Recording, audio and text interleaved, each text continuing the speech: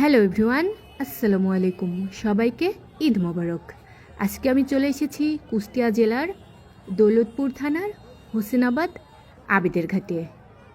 ঈদ উপলক্ষে এখানে প্রচুর মানুষ ঘুরতে এসেছে। বিভিন্ন জায়গা থেকে, দূর দূরান্ত থেকে মানুষ এখানে কিছু সময় আনন্দ করার জন্য এসেছে। দেখতেই পাচ্ছেন কত মানুষ দেখা যাচ্ছে।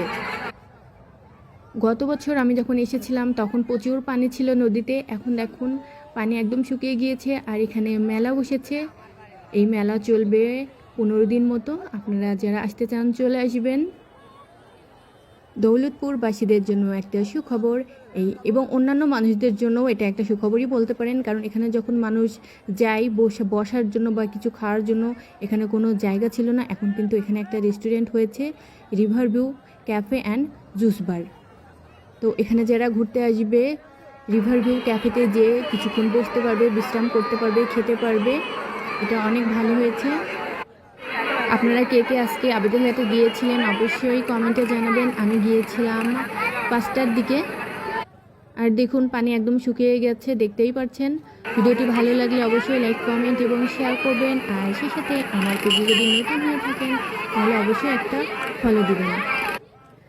আর রিভার ভিউ ক্যাফেটা কিন্তু একদম নদীর সাথেই, মানে নদীর ধারেই। আমি ভিডিওর শেষে আপনাদেরকে দেখাবো। পানি একদম কম, তারপরও নৌকা আছে অনেকগুলো। নদীর ধার দিয়ে বিশাল মেলা বসেছে।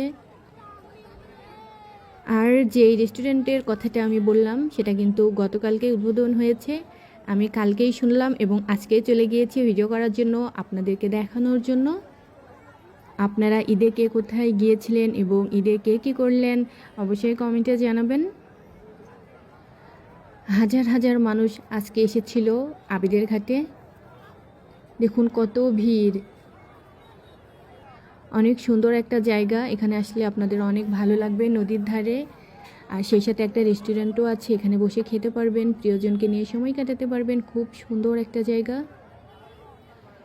সবাইকে অনেক ধন্যবাদ এতক্ষণ ধরে ভিডিওটি দেখার জন্য। আর এই তো সেই রিভার ভিউ ক্যাফে, দেখতেই পাচ্ছেন অনেক সুন্দর।